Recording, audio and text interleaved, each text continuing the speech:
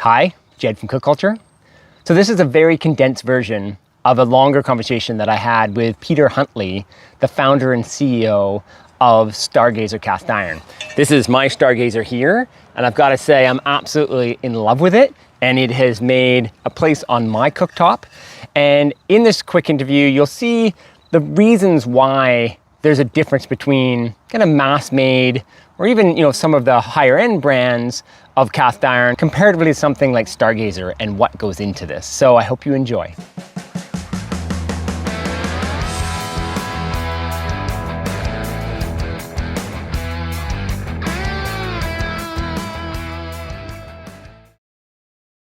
My name is Peter Huntley. I'm the founder and CEO of Stargazer Cast Iron out of Allentown, Pennsylvania. Can you tell me how you started making cast iron in the first place? I started the company back in 2015, and before that, I had done a range of things, all in the design field. I'm trained as a designer, and all of my previous career ventures have been related to design in one way or another. And at the end of 2015, I launched the brand, and our Kickstarter went up at the beginning of 2016. And that was sort of the first time people started to hear about us, and we started to get some traction. So I've been using your pans for many months now, and I must say your interior finish is nothing like I've ever used. My 10-inch is probably the most consistently non-stick pan I own. How do you make this happen? Can you explain your magic? I can explain some of the magic.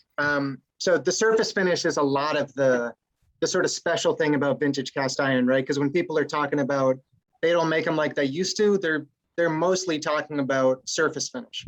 Because cast iron itself, I mean, the materials haven't changed. It's they're still pouring gray iron is the term for the specific alloy of cast iron that's used back in the day and still used today. We cast with gray iron.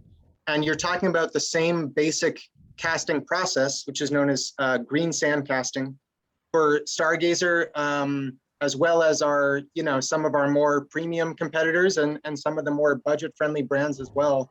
They're mostly doing green sand casting, which is the traditional way of doing it. So it's really about what do you do after casting that makes the difference. It has to do, the machining, whether you do machining at all, whether you're doing hand finishing. And I can walk you through some of the specifics of what we do here. So I'll walk you through those post casting and post machining steps, all the stuff that we do in-house here. That's some of it fairly unique to Stargazer and what gives us that very specific and often desirable surface finish that we have. All right, that'd be awesome. Okay, so when the skillets arrive here from our machine shop, you can see the starting finish is very shiny and very smooth.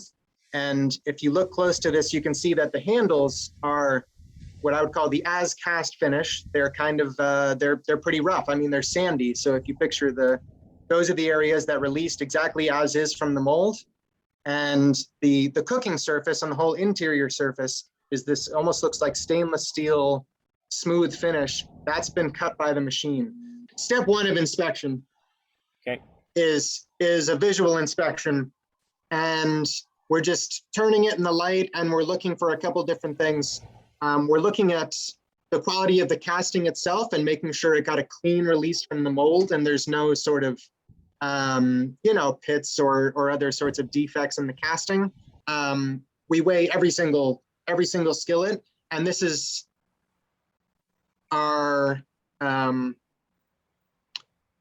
first and kind of top level check of was the appropriate amount of material machined off, and did we end up with our final target weight? Step two of our inspection process is we check the thickness of the material along the rim. Our last step in the inspections is to check the flatness of the bottom. Now this is something that some manufacturers of cast iron will put what's called a heat ring on the bottom of their pans. It's a sort of a raised lip around the edge. It's a relic from the days of the wood burning stoves. It's not a functional design piece anymore.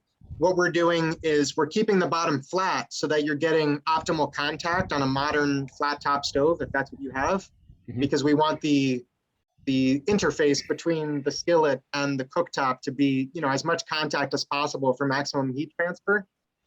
So you can see this probe in the center is probing the center. And what we want is actually not totally flat. You want a slight concave shape, very slight, so that it's not going to rock on that center. It's going to be sitting at the edge. So the grinding starts, the first step of grinding that we do is with the die grinder here, and we're using a carbide bit to grind away that raised edge on all of the inside surfaces. So if you picture inside the helper handle there where he's grinding now, and also inside the fork where he is right here, and on the end of the handle where there's the hanging hole. The next process is to remove that edge all along the outside perimeter. And for this, we're using a pretty narrow stationary belt grinder. And we're going all the way around the outside edges. You can see it throws some sparks when he hits into it because it's grinding away the iron there. This is actually our most technically difficult area. This is often the last place that a new staff member will get trained. It's the hardest to get the hang of, and it's getting a feel for the weight and the pressure and how fast to move it. Because if you kind of stay in one spot too long, you can gouge the material, and you got to really get a feel for it. So the last step in grinding is we take a pass with just a palm sander along the bottom of the skillet to make sure if there's any sort of raised little edges anywhere, anything like that could scratch a stovetop. We're just giving it a quick once over and make sure that everything is smooth and level on the bottom. So the next step of the process is a proprietary top secret blasting process that we use here. It's a very specialized process that we use specifically for this application that you can see. It takes the finish from those where you see the shine of the machine surface, and you saw some of those sanding scratches. Now everything is this matte, sort of bead blasted, fat and smooth. We call the finish micro textured. So the last step in our surface finish treatment is my favorite machine and a lot of people's machines. It's the vibratory tumbler. You're seeing it now without the sound on. It makes a lot of racket, as you can imagine by looking at it. If you picture a washing machine full of rocks, that's pretty much what it sounds like, and that's pretty much what it is. So as you can imagine, coming out of the tumbler, there's a fair amount of just sediment and ceramic residue that's left on the pans from that process. So we're going through and actually individually washing each skillet, making sure we get all the residue and whatever else off of the pan and get it prepped for the final coating. So once they're done with the washing, they'll blow them dry, and then they'll load them into these ovens. Now this is the start of our seasoning process. So once the skillets are warmed up, they'll come over to this oil spray booth, and this is another Stargazer specific tool that we have here. We actually built this booth specifically for this. So here we are unloading the skillets after seasoning, and you see now they went in that sort of silvery gray stainless steel looking color, and when they come out after 2 coats, they're this dark copper brown, and the color will continue to develop and change over time as the skillets continue to get used and more seasoning is added, and as they get heated over multiple cooking cycles, you'll see that color will continue to darken. Okay, so this is the last stop in the line here is packaging. The skillets come into this area on the cart. Once everything's cooled off, they get boxed up. So this packaging is actually made just down the road from us, and there's a packaging facility where they use 100% recycled paper. Okay, well, thanks so much for your time today. And I really look forward to having your pans on our shelf at Cook Culture really soon. I couldn't be more excited. So thanks to you so much to you. Yeah, thank you. All right, Peter. Take care.